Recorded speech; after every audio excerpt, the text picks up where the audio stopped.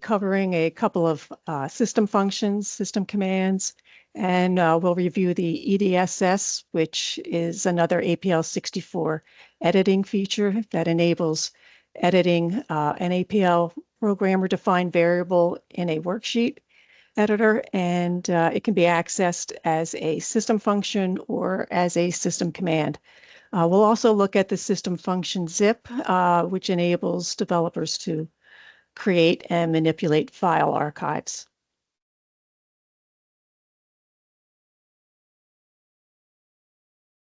So our first topic for today's discussion is EDSS system function.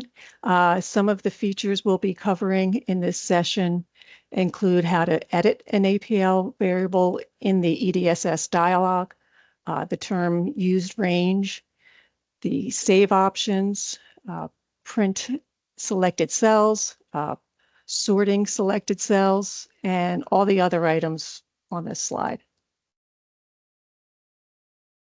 The most direct way to access the help documentation for EDSS is to select the help menu item, developer version GUI, editing APL64 objects, and using quad EDSS and right EDSS. The EDSS system function and EDSS system command are supported only in the APL64 developer version. The EDSS worksheet does not require a copy of Microsoft Excel.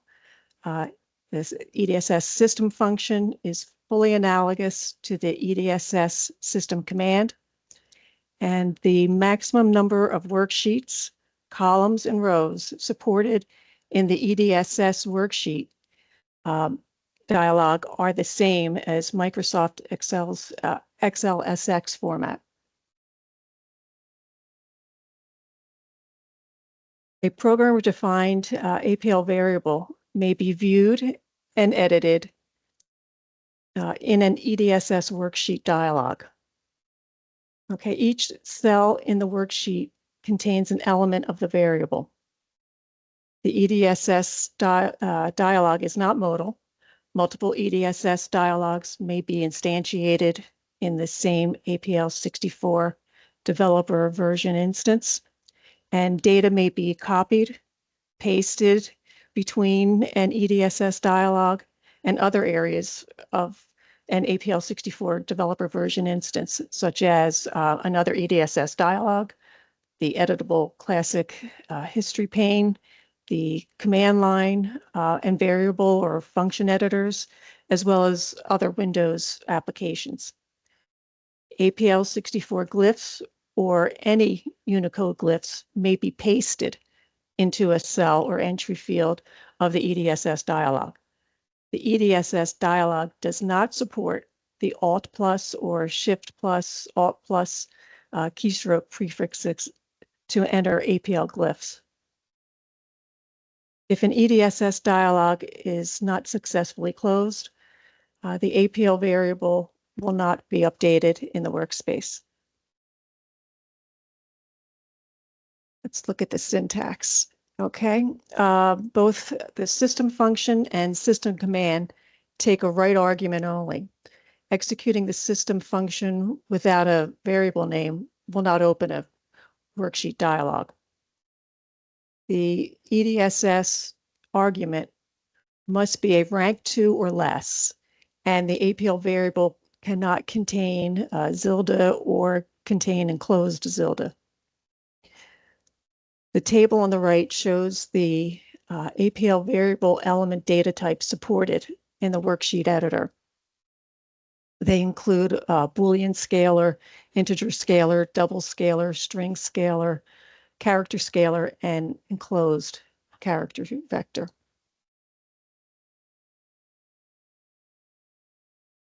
The used range of an EDSS dialog is determined by the contiguous array of EDSS dialog cells, which have existing values at the time the dialog is closed, or which had existing values at any time during the EDSS dialog existence.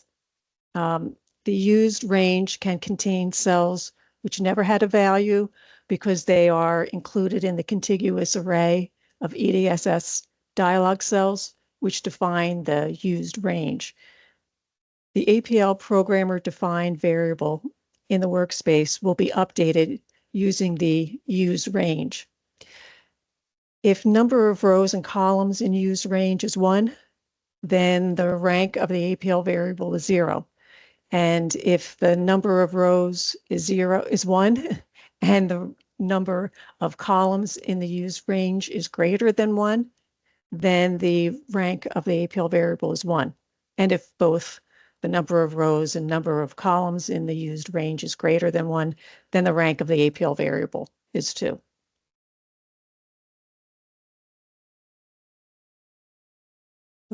Sorry, wrong slide. Okay, now we'll look at the data type conversions.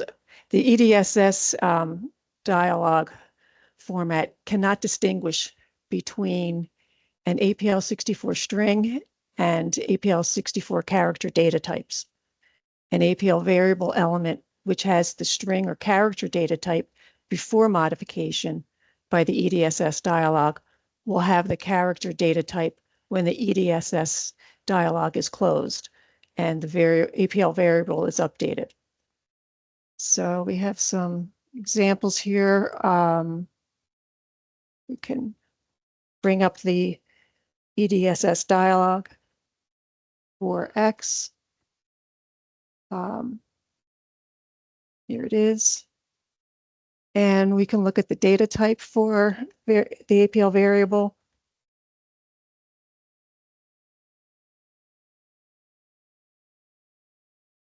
Okay.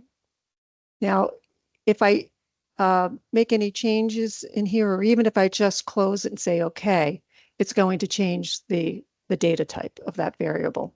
But the values will be the same, but the data type will not.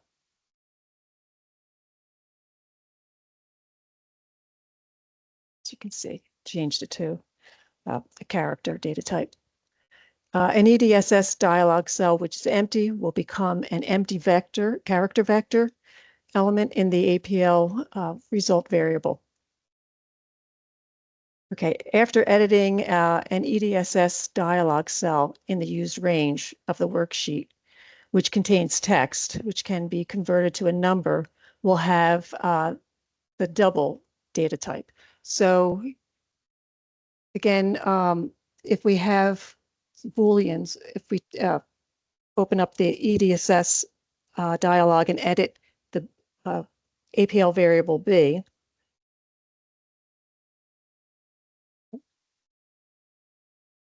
and if I don't make any, if I just close this, we'll look at the data type for that, and it should be float.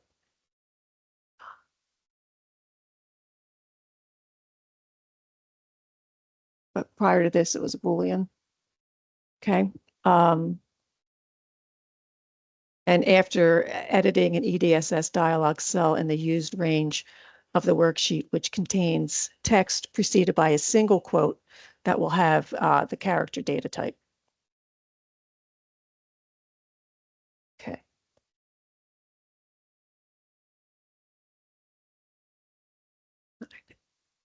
Editing in EDSS is very similar to editing in Excel.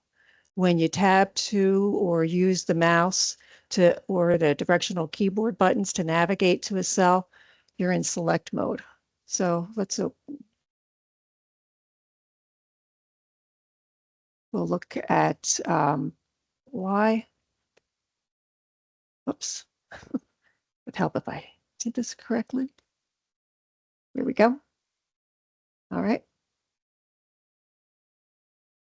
Okay, so this cell, row 1, column A, has the focus and it is in replacement mode. It's selected, but it's in replacement mode. If I double left mouse click on it, it'll change the state of the selected cell from replacement to edit mode. As you can see by I'm not sure if you can see the blinking light here, but I'm in edit mode. And if I tab 2 and I make this 5, it replaced it. Okay.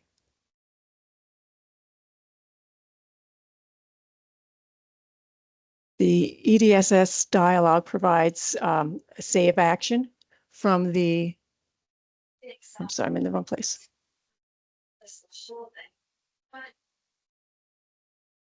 Sorry. Okay. 10. The EDSS dialog provides a save option. From the file menu, you can see the various save options. And you could also click the,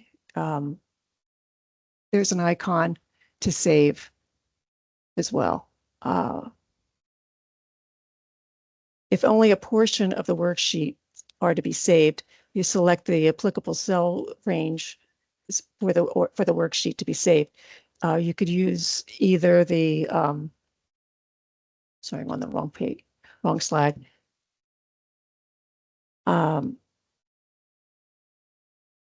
You can use either the, you'll be presented with the file save as dialog, and after that you've entered the name of the file and select the file format, you'll see the save dialog. Save dialog, which asks if you want to consider only saving the selected portions of the selected worksheet or the used range. And that's here. This is where you'll select which worksheets you want to save. Okay. If the EDSS instance contains more than one worksheet, you can select as many as you'd like. See, okay. Another feature of the EDSS dialog is the sort rows action. You can access that by clicking the button on the toolbar to sort, or you can get there by the edit menu, sort rows. This will allow you to, once you click that button or select the menu item, you'll receive a sort level dialog will come up, and that will at that point you'll click the add level. So this will say how, just what column you'll be sorting on, and you'll have the ability to add multiple levels that will assist you in if you need to break a sorting tie of the previous sort level. You also have the option to sort in ascending or descending order, and you can change the case sensitivity of your sort.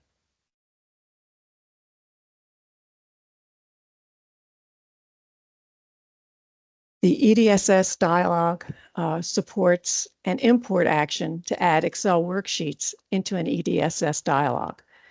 You can use either the file menu item, import worksheets, or the import button on the toolbar. That looks like that.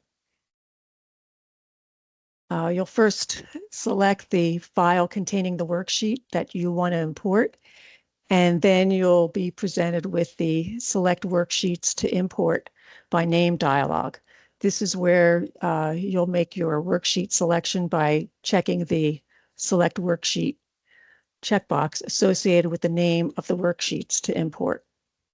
When the OK button of the select worksheets to import by name dialog is clicked, the values of the used range of the selected worksheets will be copied to the imported worksheets in the EDSS dialog.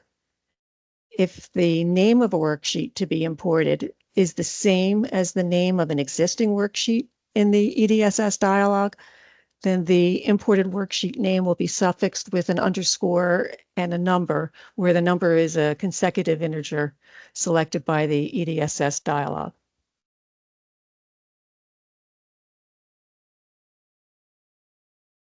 Okay, there are two ways to import values of an APL variable into a worksheet.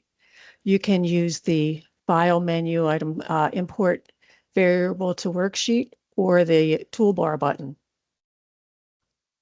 to select the workspace variable to import to the EDSS editor. Next, the Object Selector dialog will be presented to select the workspace resident APL variable to import to the EDSS editor. When the OK button of the Object Selector dialog is clicked, it's this one, a new worksheet will be added to the EDSS editor containing the values of the selected APL variable. If a worksheet exists in the EDSS editor for the APL variable being imported, then a yes, no, cancel message box will appear with the option to overwrite the existing worksheet data or create a new worksheet with the name of the APL variable suffixed, again, with an underscore and a number, or cancel to abort the import action. There are two ways to export or save the data in the worksheet to the workspace. You either click the File menu item, Export Active Worksheet Data as an APL variable, or click the button on the toolbar. If the exported worksheet name is a valid APL variable name, the data will be saved to the workspace with that variable name. However, if the imported worksheet name is not a valid APL variable name, dialog will ask the user for a valid APL variable name. And that's what you see here.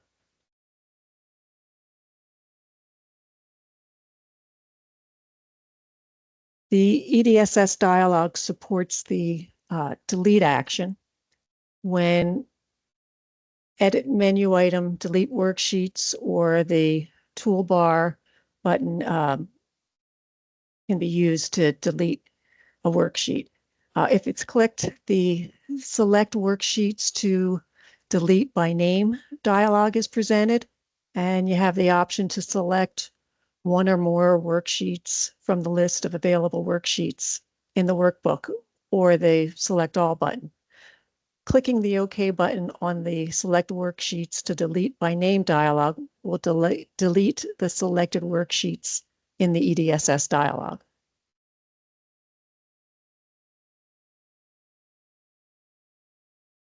The EDSS dialog supports find and replace actions. You could use the Control F or Control plus H keyboard shortcuts, or the find and replace context menu to display the find and replace dialog.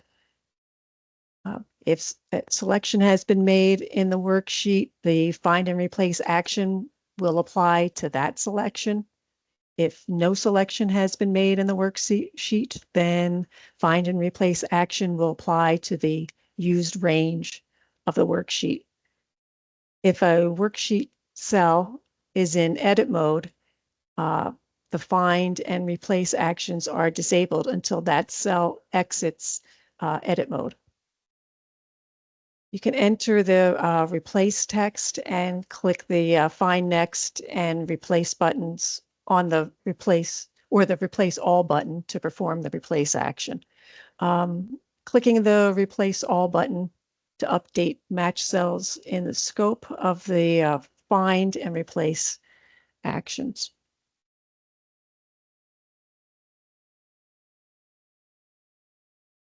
EDSS worksheet cell can contain a user-defined Excel formula.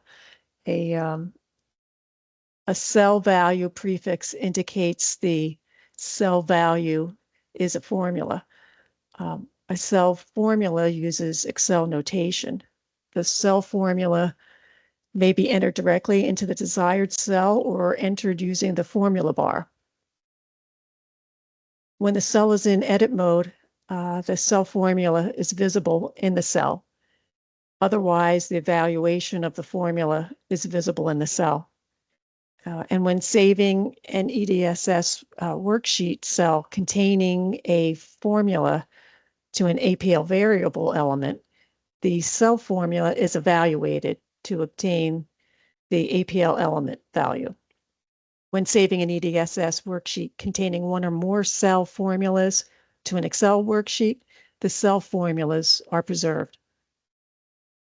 If the valuation of the cell formula is invalid and EDSS worksheet values are exported to an APL variable, the APL variable element value from the invalid cell is an empty array. Okay, so this concludes a review of EDSS editor. If you have any additional, if you want to find any more information on it, you can refer to the help documentation, which provides several more examples. Okay, so now we'll turn our attention to the system function quad zip. The APL 64 quad zip system function is an interface to the cross-platform compatible .NET system.io compression tools. The quad zip system function actions involve zip format files. Since file operations are involved, the user's workstation credentials must be appropriate for the actions to be performed by quad zip. Microsoft system.io compression toolkit applies case sensitivity when identifying paths of files within a zip format file. Setting the path case from the system function quad path case has no effect on quad zip. Microsoft system.io compression toolkit does not support zip format files with passwords.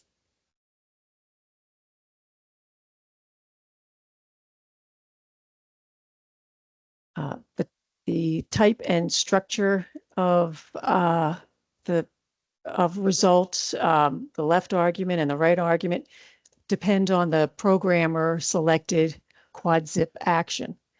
Depending on which zip action is specified, the right argument will have 3 or 4 elements. The first element of the right argument is always the action element. The action element is case-insensitive text element. The text arguments can be character or string data types, and the supported actions are listed here, and we'll cover each one in the following slides. First one we'll look at is the create from directory. This creates a zip format file containing the files in the source folder and its subfolders. The source dir name is text specifying the source directory path. The comp level field is where you specify the compression level, and that text can be either fastest, no compression, optimal, or smallest size. The last element to the right argument is a Boolean value, and that indicates whether you want to include the base directory or not. The left argument is text type indicating the name of the zip file. Okay, the zip file name cannot exist, and the zip file name folder must exist. Okay, the next action is extract file. The left argument is the zip file name. That's the zip format file to extract from. The zipped file path element of the right argument is a text type, and it is the path relative to the root of the archive that identifies the entry. And the next element of the right argument is the dest file name. That's another text type, and it is the file name to contain the entry content. The last element of the right argument is a Boolean value, and that's to indicate whether or not an existing file should be overwritten. The next action item is extract files. It's very similar to the extract file singular action. Instead of the second and third right arguments being text, they are a list of paths relative to the root of the archive that identifies the files to be extracted. And the third element, the dest file names, that's a list of file names to contain the contents of the files to be extracted.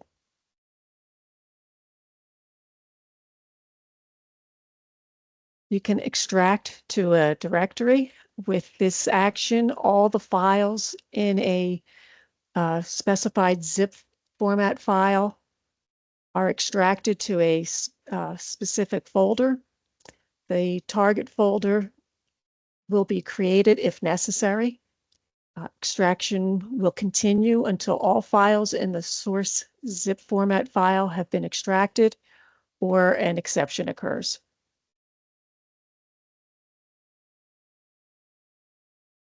The file properties action that returns a vector of the available zip format file entry properties. So the left argument is the zip file name. It's a text type indicating the source zip format file. And the second right argument is the zipped file path. It's a text type describing the path relative to the root of the archive that identifies the entry. And what this will, the result is a het vector, and it set the 7 elements of the result are listed in the table. The first is the compressed length. The second is 32-bit checksum. The third item is the specifies the host operating system and application dependent. The fourth item is the relative path of the entry in the zip file. The fifth item in the result is the last write time in UTC date time format. And the sixth is the uncompressed length of the file. And the last item in the file properties list is the name of the entry in the zip file without the path.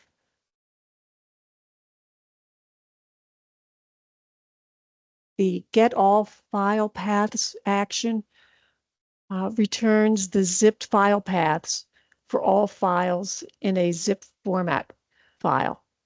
The result is a string array vector of file paths relative to the root of the zip format file.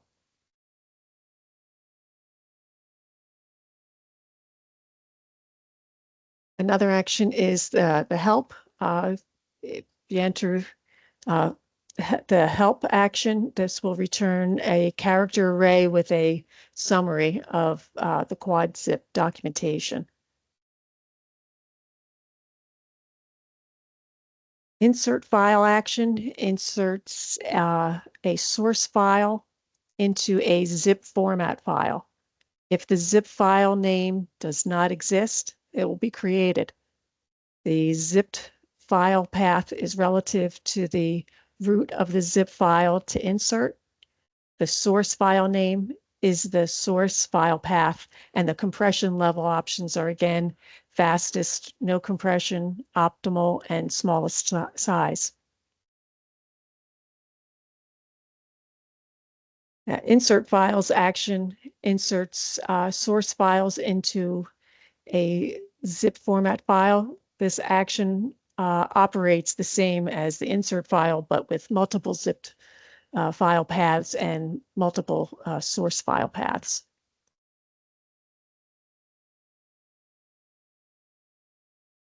There's the remove all action. This obviously removes all files in a zip format file. So you specify the zip file name and give it the action, remove all. You also have an action to remove a single file from the zip format file. And the last one is remove files, where you'll have an option to you specify which files to remove from a zip format file. Okay, so that concludes our presentation for today. I want to thank you all for joining us and for participating in these calls. If anyone has any questions or comments about any of this, I'll open it up to the floor now.